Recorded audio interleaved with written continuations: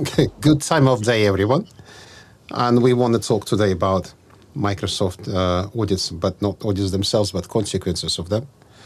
And here today in this studio, you have us both co-founders of SAMexpert. My name is Alexander Goliev. I'm the head of consulting, and Daryl Ullman is our lead negotiator. And what we want to talk about today is the thing that was a very prominent red line going through some of the audits that we helped clients with, defending them, where the same exact story emerged in those audits. A client, a company, a service provider had an audit done by Microsoft. Microsoft came and audited their software 3, 4, 2 years ago. And at that time, they had a significant penalty because it was either the first audit, sometimes second, which is part of the story of this conversation. And when they came to us last year, 2025, so about every third so think about it this way. Out of 10 audits, 3 of them have the same problem. So it's not infrequent. When they had an audit many years ago, they come to us, we assess their situation, and we understand that without a good story, without some technical cleansing, without just putting the house in order, they're going to face another multi-million penalty. And there was one client who came to us just before Microsoft's negotiations. They did the whole thing themselves. And every time, for those companies that go through this, for the second time, for example, I'm not even talking about for the third time, it's a shocking discovery. Because what happens is, for some reason, and we'll talk about these reasons today, we'll actually have an open conversation with Daryl today. We decided we'll go and just discuss it between us, because we are at the front lines on a daily basis. Nobody understands why this happened. The execs looking at this and thinking, we had an audit many years ago. We should have learned from these mistakes. But you didn't. Why? And what can you do about it? That's the existential question. How do you finally learn from an audit and don't make the same exact mistakes so that they don't catch you next time? And I will pass the mic to my co-founder and friend, Daryl Ullman, and I'll let you open, Daryl, if you don't mind. No, thank you very much, Sasha. So I'd almost say the reason behind having this talk was that we keep on encountering this repeated cycle. That we are finding, I'd almost say, surprising. Where, as Sasha said, you audited, you hit with something, could be 100K and could be all the way up to a few million sometimes. And you go through, a lot of organizations go through 6 to 9, sometimes 12 months of actual help, because it takes a lot of resources. There's a lot of pressure. You stop doing what you're supposed to do to increase your company's profits and just drive business. And then the audit ends in whichever way. And instead of continuing the great work that you've already done and basically build on that momentum, where one would think, okay, well, we've already got a house in line, that we've gone through this period. Now let's put a methodology in place, learnings. Maybe we've implemented some tooling during the term of the audit. Now let's just build on this and continue to grow our compliance methodology. And what happens is that like any agreement that you signed, but there's not an agreement, the day after the agreement is signed, everybody goes back to business as normal, and all the good learnings, all the good stuff that was done is basically, I don't want to almost thrown into the trash. Now, this is not 100% of the time. There's going to be people listening and going to say, "Oh no, well, that's not our case." Well, it's never everyone's case. It's 80% of the case. I'm willing to take that number because we do audits day in and day out. Um, and I think that the main problem is that the individuals that have dealt with it, dealt with the audit, are fatigued. They've just had enough. They can't see Microsoft licensing again, or at least for the next few months. And they don't believe they're going to be around in another 3, 4 years. So basically, the same mistakes that repeated are not really corrected. They were like tweaked during the audit period. But what happens again is that it just repeats itself. And then the organization finds itself exactly in the same position, sometimes actually worse because they think that they've fixed everything, like a one-off fix.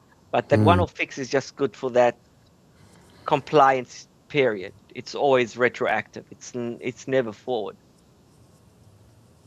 And then history repeats itself. And we are also a bit frustrated because why? And if we can, just bring up this, I'd almost say, understanding that audits repeat themselves. It's a continuous business activity that needs to be part of your business conduct. And it's not only Microsoft, it's every other audit out there, Oracle, SAP, whatever, Broadcom, I don't know. SUSE, Red Hat, yes. It's all the same.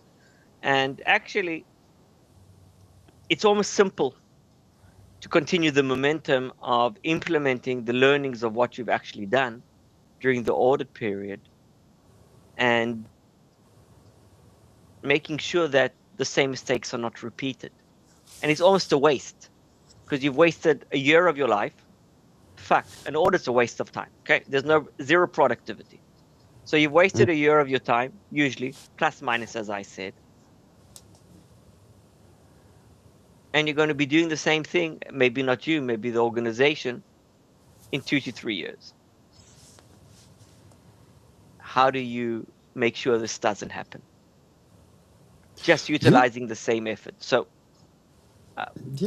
one is awareness. So one, I want to just put this, just think about it. If you take nothing out of this talk that you have within the next 20 minutes, is just the awareness that history is going to repeat itself. And don't stop the day after the audit ends. It's so easy to implement best practices at this stage where you've got everybody's attention. You've got the C-level attention. Procurement's on board now. Business is on board. Everyone's on board. So now it's a question of taking all the learnings and turning it into a best practice methodology. So Sasha, what's the worst case that you've seen? And you've seen quite a few bad cases that have come back and basically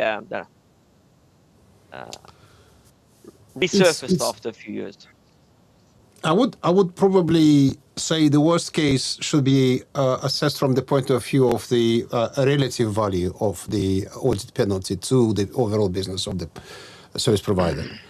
Because it could be a massive service provider that could, I would say, swallow 40 million. Nobody can swallow 40 million, but there are massive organizations where they probably have a war chest of that size. And there could be a much smaller business that will completely have to basically liquidate if they have to pay $1 million. And we've seen cases like that. And I think in that regard, these are relative numbers. They're relatively huge numbers for that particular organization. they were approached by Microsoft in about 2014, and they had to pay £2 million pounds. It was in the UK, so they paid in pounds, roughly $2.5 million, American dollars. And then 3 years after that, they had another audit with the same exact amount. And at the time, it was very difficult to resolve it differently. And for that organization, it was a complete shock. Not for the entire organization. For the person that was driving the audit, it wasn't a big surprise. Because I think what Daryl said is awareness is, Daryl said awareness as a very clear label. So you need to be aware. It's part of the process. Expect an audit. It will happen. But continuity is what we didn't call yet. Continuity of the process, but Daryl explained it already.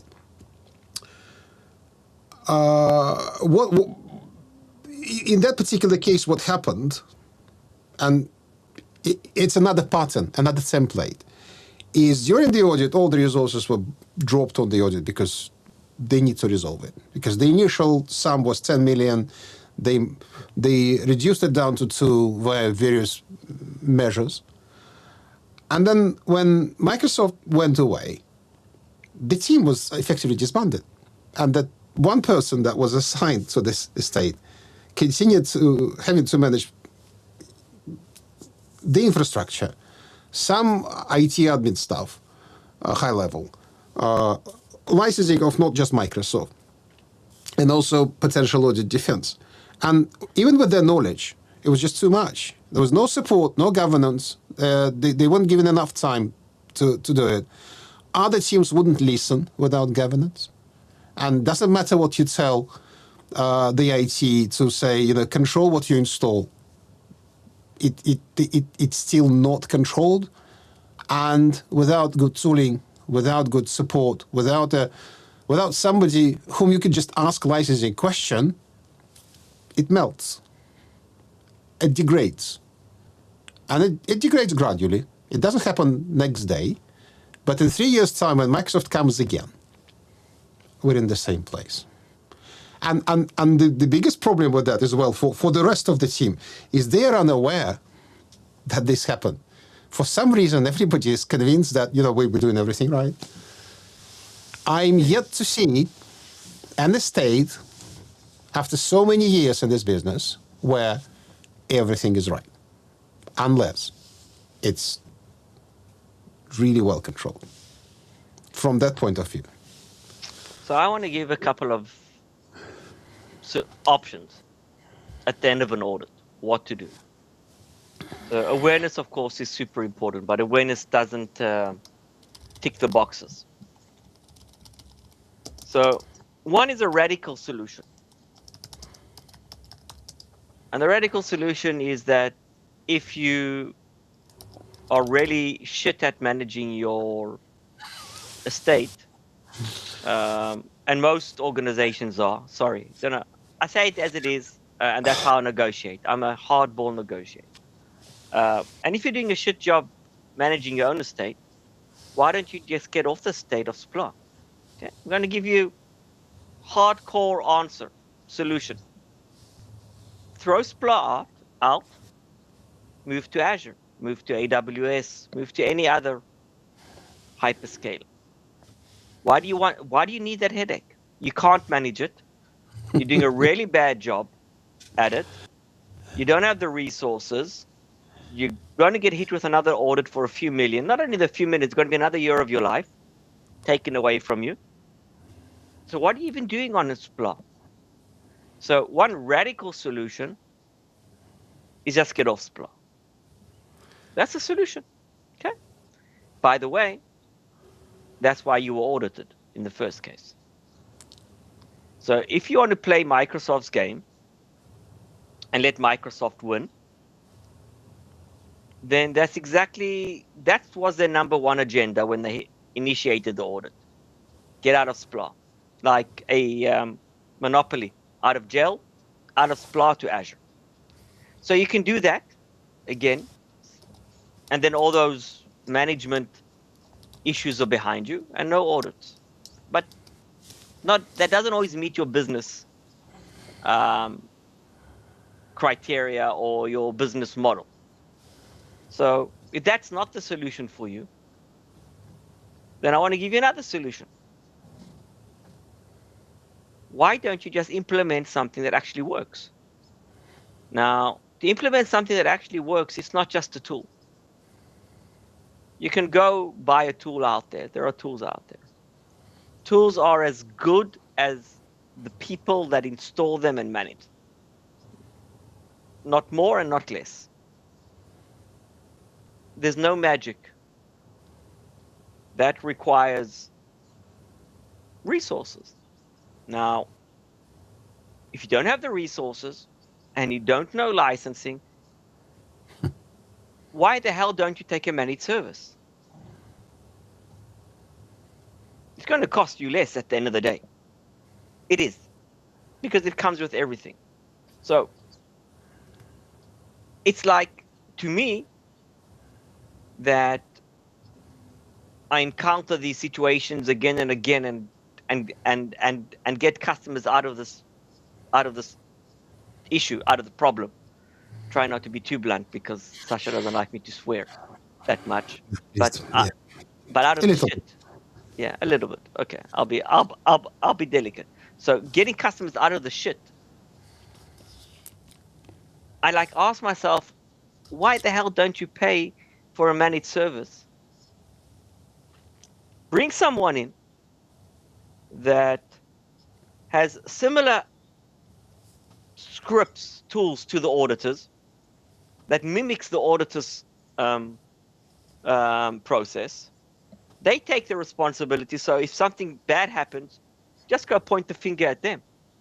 And if an audit happens, you've got just make sure you've got in your contract that if an audit happens, they take responsibility for running the audit. And then again, you're not losing a year of your life.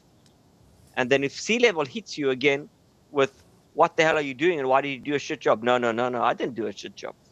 I took this provider. and they did it. Nah. Okay, and they did it. So you've actually got two simple solutions. And the third one is just do a good job. That's an option. But if you can't do a good job, for whatever reason, not because you're stupid, but because you've got other priorities, you're a one-man show running a multi-million euro business on SPLA, then just get off SPLA. Or just get somebody else to manage it. Why? This is a bloody commodity. Okay, this is not rocket science. This is not AI, guys. This is as simple as it gets. So the solution is also really simple. It is simple. SPLA is, well, there is complexity of BYOL and whatnot, but SPLA itself, the core of SPLA is simple. It's actually quite striking, and as much as I like your money, it's quite striking that very simple things like calculating how many people have access to a terminal server is not addressed. And I want to piggyback on what Daryl said about the tools. Tools don't help. Moreover, what we noticed is that when a tool is installed and not managed, it creates a much worse situation, because they first of all, there is a department that takes care of the tool that is understaffed, as usual. It's the same department that couldn't manage licenses otherwise. Now they have a tool, they now have to manage licensing, plus the tool that is supposed to help them manage licensing. Even with very good support sometimes from vendors of the tool, we find that, again, I'll make a very blunt statement. Maybe somewhere there is a supply management tool that fully works. I'm yet to see it. And I've been in this business, total with Microsoft for 25 plus years, and around SPLA, it's 12th year. So it's a long period of time. And it also creates a false sense of security for the mid-level and high-level management that is unaware that the tool is understaffed and unmanaged, and people just don't have the time and the knowledge, and they're just they're busy with something else. They're solving other issues. And a tool is not an AI agent. And to be honest, I mean, if you deploy an AI agent these days, it needs to be looked after. It's a 5-year-old with a grenade.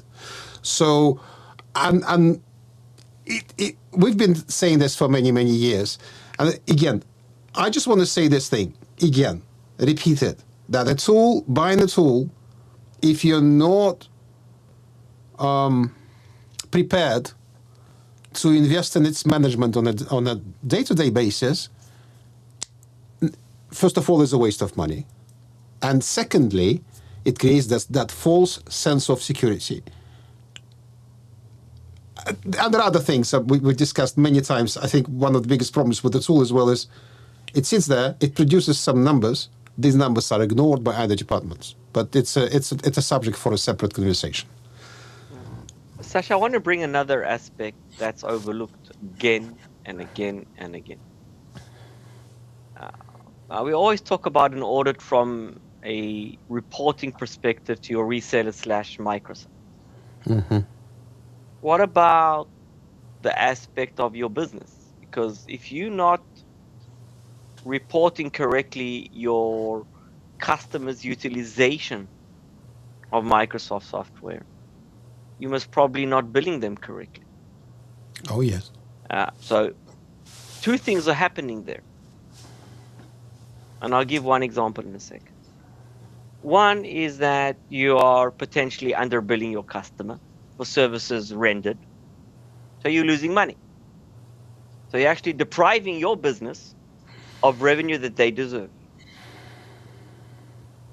How many times have we seen or we've talked to customers where they basically, when we ask them, how do you bill your customers?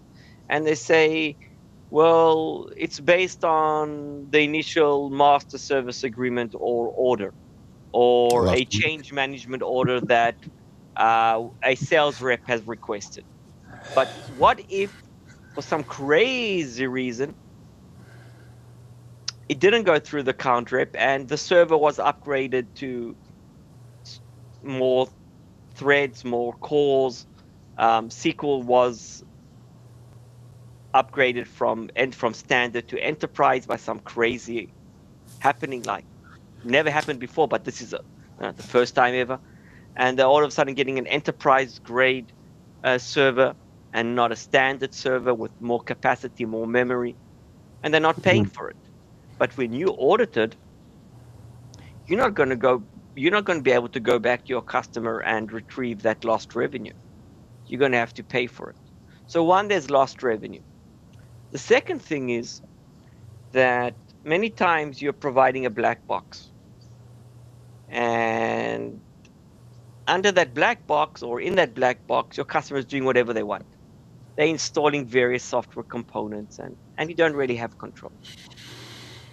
Now, if you don't have control and you have a shit contract with them, and you need to go back to your customer now when you audited, and you need to ask them to open up that black box and run EYs or PWCs or KPMG scripts, you're actually putting them in a very, very difficult situation, because you never put any kinds of guidelines in place, what they can and cannot do in that black box. Maybe it wasn't well articulated who owns or who's responsible for that software that's being installed. So now you've got this. We've just had a customer, and Sasha, you remember the numbers better than I do. I don't want to just throw out something, but he had to go. They had to go to, I don't know, what was it? Under 100, over 100 end customers, partners, the way that he called them, and he had to have specific conversations with each one of them in order for each one to run the scripts, then explain what they were doing and why they were doing what they were doing, and do they have the licenses, and can they provide evidence to the usage of, and then I was blown away from the work that this guy did. And by the way, what happened is that the day the audit, actually 5 or 6 days before the audit ended, he quit his job. Now, I don't know if it was related one-to-one, but he was so fatigued, this guy, and this just happened. He was so fatigued that I believe he basically quit, because he was doing this for over a year.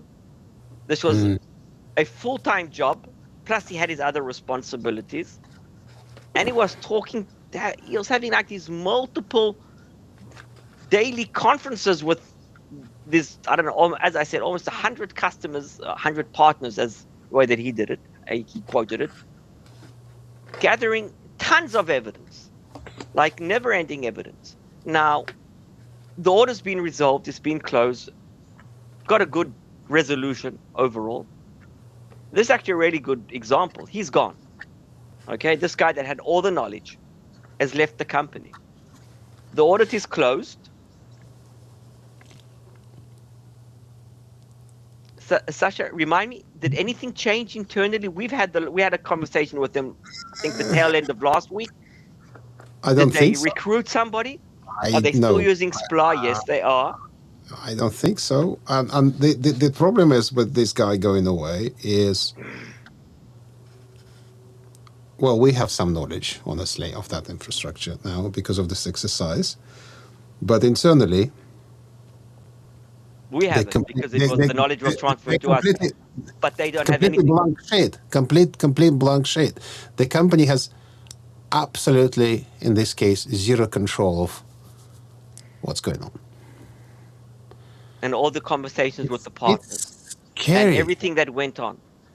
It's huge scary. Undertaking. Huge. And this was started off when we got, initially when they got the first DLP, I think it was, I don't know, 7-8 million euros. When they brought us in, it was already reduced to around 3. And then the end game was just under 1 million. And that was converted into some other business without getting into too much detail.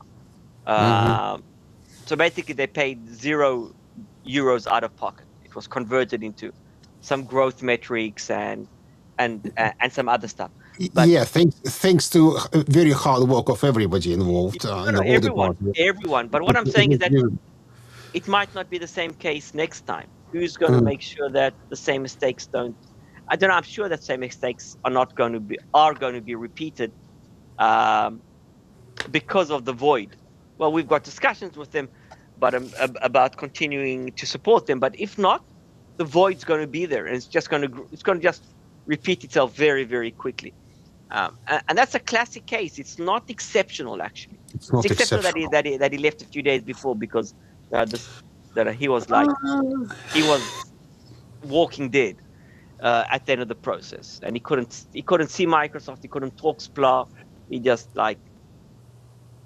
and I don't blame him. I would be in the same position. I had an audit on which I had to talk to 3 CTOs.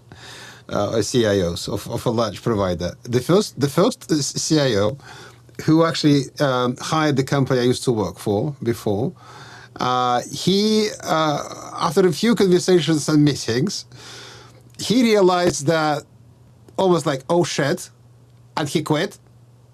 And obviously nobody will tell us, and nobody will know why exactly he quit. But it was a bit coincidental because he wasn't planning to quit. And then when we understood what the massive size of the problem is, and we're talking about six figures here. 6 figures? No. Wait. Not 6, 9 figures. That's the scariest part.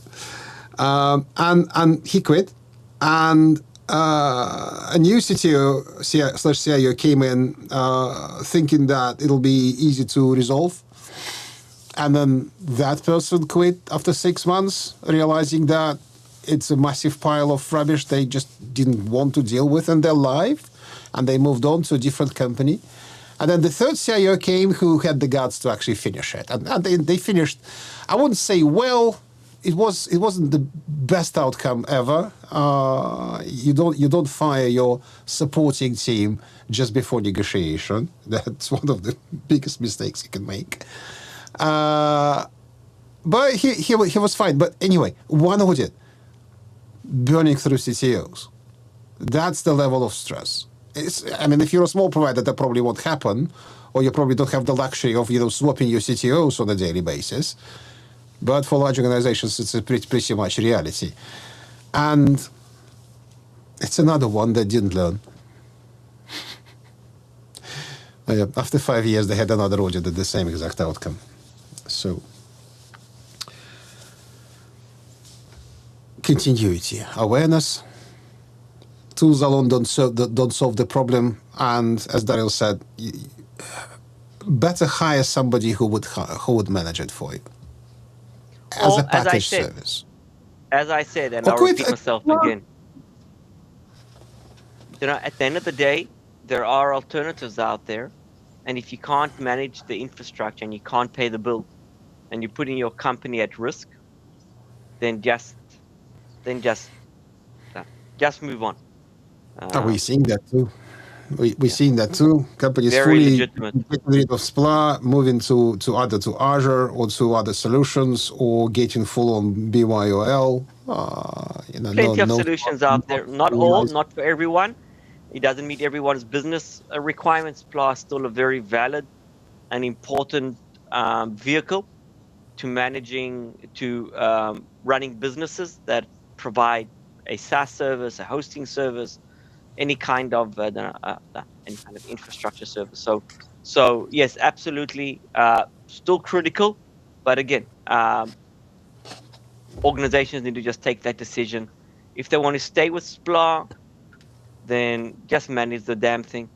And if you're not planning to manage it, and maybe you can't, look for an alternative.